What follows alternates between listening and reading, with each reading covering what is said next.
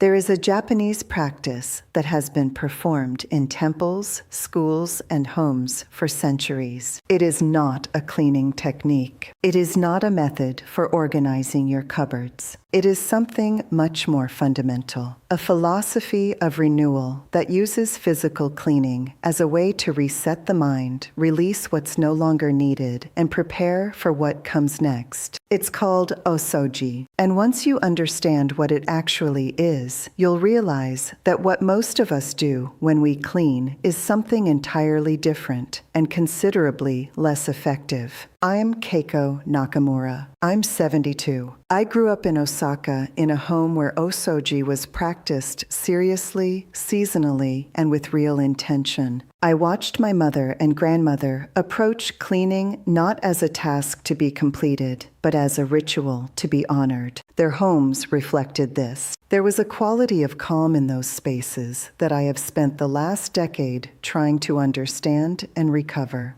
because I lost it. For nearly 40 years after moving overseas, I lost all of it. I cleaned reactively, sporadically, with products and effort and zero philosophy behind any of it. And my home reflected that too. Cluttered, never quite right, always slightly behind, carrying the weight of things I'd accumulated without deciding to and held on to without reason. When I finally went back to Japan in my early 60s and truly looked at how my family still lived, the rhythm of their homes, the way they approached the end of a season, the way they entered a new period of the year, I understood what I'd been missing. Not a technique, a relationship with space itself. What Osoji actually is. Anena frisiki tenenchike, gamachutrekas, the karisi se, ananinyur sas, anagani nadamadinir, trichusai, and then into it isn't. The word translates roughly as great cleaning, but that translation misses almost everything important about it. Osoji is not about getting your home to a certain standard of cleanliness. It's about closing what needs to be closed so you can open what comes next. In Japan, it has traditionally been practiced at the end of the year, a deliberate, thorough clearing of the physical and emotional accumulation of the previous 12 months. In temples, monks clean every surface as an act of respect and gratitude for the space they inhabit. In homes, families do it together as a shared act of preparation.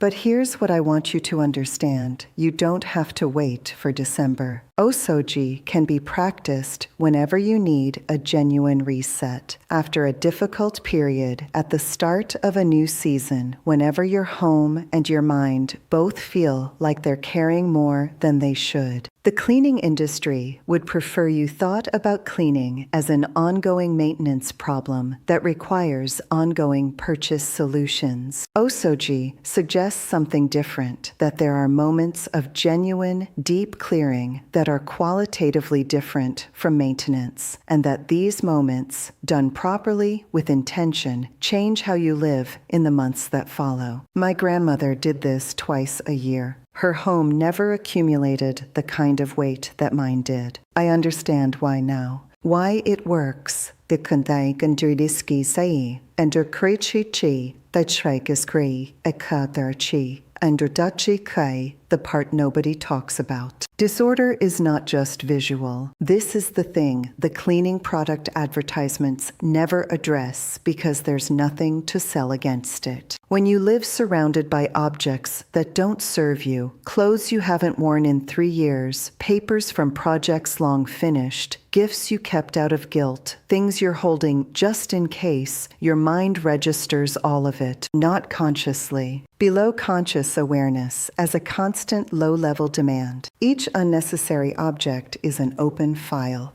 a quiet claim on your attention, a small weight added to all the other small weights until the accumulated heaviness is something you feel as stress, fatigue, difficulty concentrating, a vague sense that your life is slightly out of control. Research on this is now substantial. Visual clutter elevates cortisol, the same anandafens, autitens, modebind, stress hormone, and affestidens, mabakechi. Environments with excess objects impair the ability to focus and make decisions. People sleep better, think more clearly, and report higher well-being in spaces with less unnecessary content. My grandmother didn't know any of this research. She knew what she observed, that a cleared home produced a cleared mind, that the work of releasing unnecessary things was also the work of releasing unnecessary weight, and that entering a new period from a genuinely clean space felt different from entering it from an accumulated one. She was right. And no cleaning spray changes any of this. No specialty product addresses it. The only thing that addresses it is Osoji, the deliberate, intentional process of assessing what belongs in your space and releasing what doesn't. I want to pause here and tell you about something I wrote. When I came back from Japan at 63 and began practicing Osoji seriously for the first time since childhood, really practicing it, not just cleaning thoroughly, but approaching it as my family had always approached it. Akaumangas ESSI Dinchi. I I started writing down what I was experiencing, not the method, the experience, what it felt like to hold an object and decide honestly whether it still belonged in my life. What happened in the days and weeks after a genuine clearing, what I understood about myself and my home that I hadn't understood before. Those notes became a book. I called it The Great Clearing because that's what Osoji really is. Not a cleaning session, a clearing of space, yes, but also of weight, of accumulated obligation, of the physical residue of periods of your life that have ended. It's in the pinned comment below this video. I hear from readers. Eleanor from Scotland wrote to say she'd done her first proper Osoji at 67 after reading it and described the experience as the closest thing to genuine relief she'd felt in years, like something she'd been carrying for a long time had finally been set down. Frank from New Zealand said he'd been skeptical of anything that sounded philosophical about cleaning, but his wife convinced him to read it, and he spent a whole Saturday doing what the book described. And his comment was, "I didn't know my house could feel like this." And mas arigasquetiu. Lucia from Brazil wrote to say she read it after a difficult year and did her clearing as a way of closing that chapter, and it worked, not metaphorically, but actually. She said the house felt like it was on her side again. The book is in the pinned comment. Now, how to see Durfiakit couldn't now?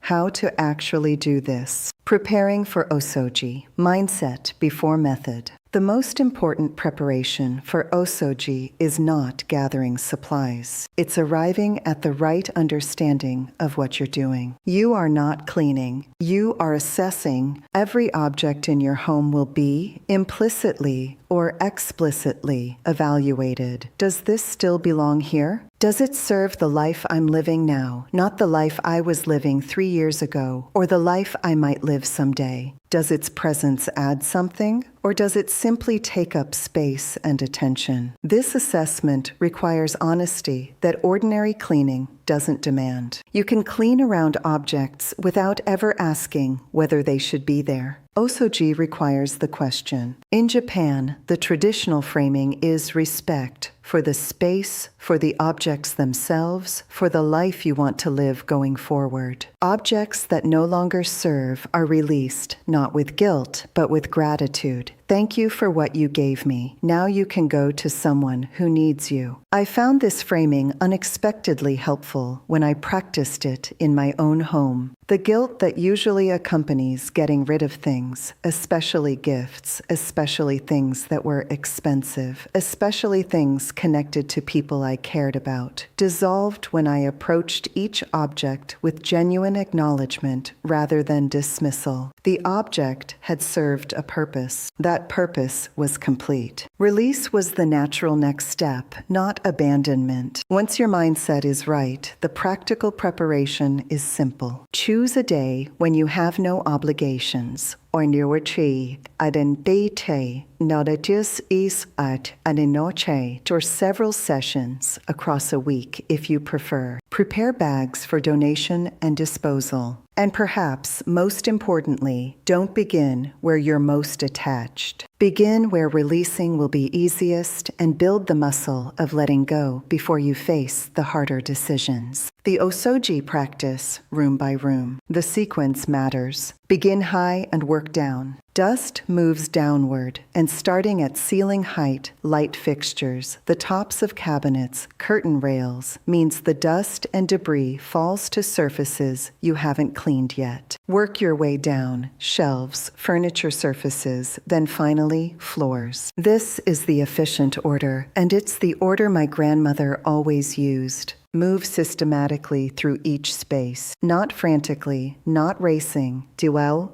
ekusiprintree. Dendadio and episel, cantiu chich prit daily, takis tufios. In Japan, the traditional movement is clockwise, a symbolic closing of the year's circle. I find this useful not because of the symbolism, but because it prevents the scattered, half-finished approach that leaves you tired and the room looking worse than when you started. In each room, the work has two distinct parts: the cleaning of surfaces and the assessment of objects. The cleaning part, you know. The assessment is the one that requires practice. Pick up each object that lives in this space and ask honestly, have I used this in the past year? Does it belong to who I am now? Would I choose it again today? The answers create three categories: stays, goes to someone who needs it, and disposal. Be particularly honest about the just-in-case category. The clothes kept for a size you may return to. The equipment for a hobby you stopped pursuing. The duplicates kept because getting rid of anything feels like waste. These objects, kept indefinitely on the possibility of future use, are some of the heaviest things in a home. Not physically, but mentally. They are permanent reminders of obligation, of incompletion, of decisions deferred. My home had dozens of these when I finally looked honestly. Releasing them, thanking them, and letting them go was the single most significant thing I did in my first serious Osoji. The space it created wasn't just physical. The parts of Osoji people forget. Two aspects of the traditional practice are rarely mentioned in Western discussions of Japanese cleaning methods, and both matter significantly. The first is financial clearing. Osoji traditionally includes attending to any financial matters left unresolved, unpaid bills, unaddressed correspondence, decisions deferred about money or obligations. A genuine reset includes the paper and financial accumulation of the period, not just the physical objects. If there are bills unopened, correspondence unanswered, decisions about money that have been sitting in an uncomfortable corner of your mind, osoti anantris dak an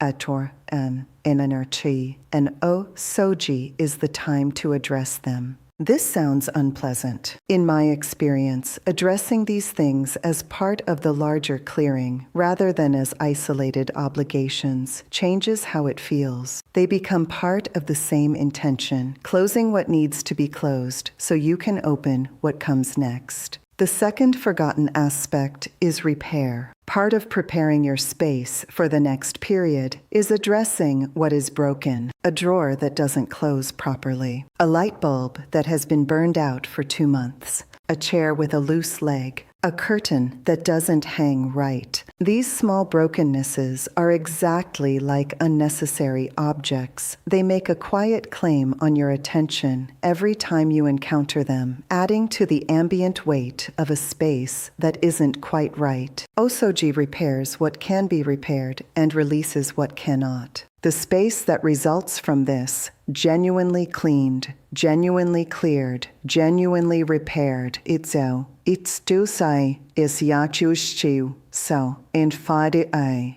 is not just clean. It's functional, ready, It has a different quality from a space that's been tidied but not truly addressed. Maintaining the osoji state. Once you've done a genuine osoji, maintaining the state it produces is considerably easier than it would have been before, because the accumulated excess is gone, and accumulation requires excess to build on. The habits that maintain it are simple and take little time. A brief daily attention to returning things to their places. A consistent practice of not bringing new things into the home without releasing something in return. A monthly check on one small area, a drawer, a shelf, a cupboard, to catch any beginning accumulation before it establishes itself. But perhaps most importantly, repeat osoji, not as an annual crisis intervention, but as a regular practice. Twice a year is what my family traditionally did. The year divides naturally into 2 rhythms, and at the midpoint and end of each year, a genuine clearing resets the space and the mind.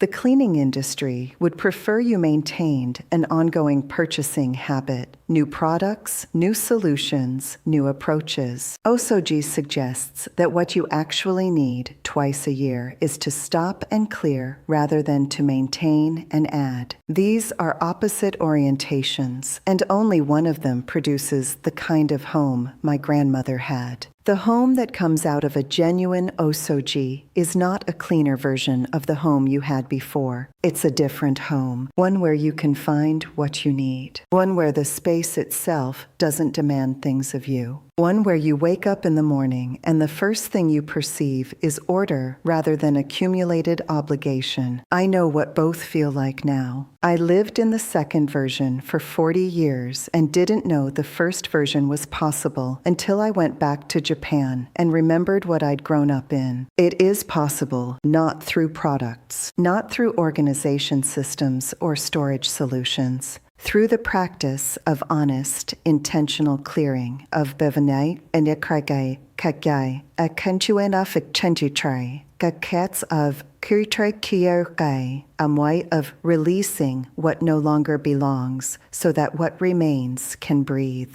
The Great Clearing, the full account of how I practiced osoji, what I found and what changed, is the Sound of Fetcher, a Furkatar Sai Adadawen Ainare, a Krechen, is in the pinned comment below. Start wherever feels most possible. One room, one drawer, one afternoon. The clearing begins with the first object you pick up and honestly assess. Your home is waiting to show you what it looks like without the weight.